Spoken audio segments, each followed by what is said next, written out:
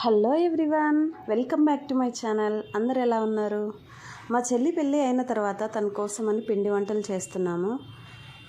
మేమైతే రెగ్యులర్గా ఫెస్టివల్స్కి అయినా నార్మల్గా అయినా ఎప్పుడైనా పిండి వంటలు చేసుకోవాలి అంటే అరిసెలు, కారచుట్లు, గరిజకాయలు చేసుకుంటాము.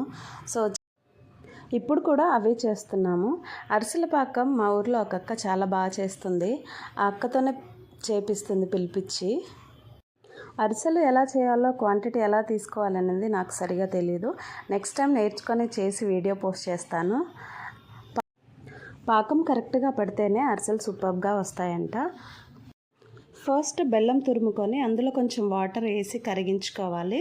పాకం బుడగలు వచ్చేటప్పుడు గిన్నెలో వాటర్ తీసుకొని కొంచెం పాకం అందులో వేసి ముద్దలా అయితే పాకం రెడీ అయినట్లు. సో అలా అవగానే వెంటనే దింపేసి నువ్వులు, ఇలాచి పొడి వేసుకోవాలి. కొబ్బరి పొడి కూడా వేస్తే చాలా బాగుంటుంది, బట్ ఇక్కడ మేమైతే వేయలేదు.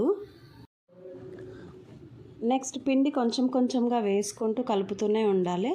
మొత్తం కంప్లీట్ అయిన తర్వాత పాకం స్టవ్ పైన ఆయిల్ వేడి చేసుకొని ఈ పిండి చిన్న చిన్న ఉండల్లా చేసుకొని ఆయిల్ రాసిన కవర్ పైన వేసుకొని మనకు నచ్చిన సైజులో చేసుకోవాలి.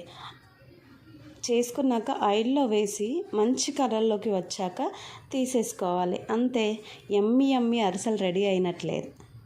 చూస్తుంటే నోట్లో వాటర్ వచ్చేస్తున్నాయి కదా, సూపర్ టేస్ట్ ఉంటాయి.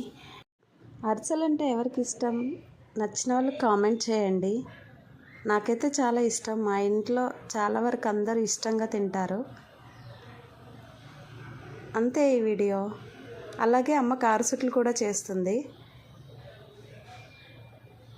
అంతే ఈ వీడియో. నచ్చినట్లయితే లైక్ చేయండి. Subscribe for more videos. Bye bye. Thank you for watching.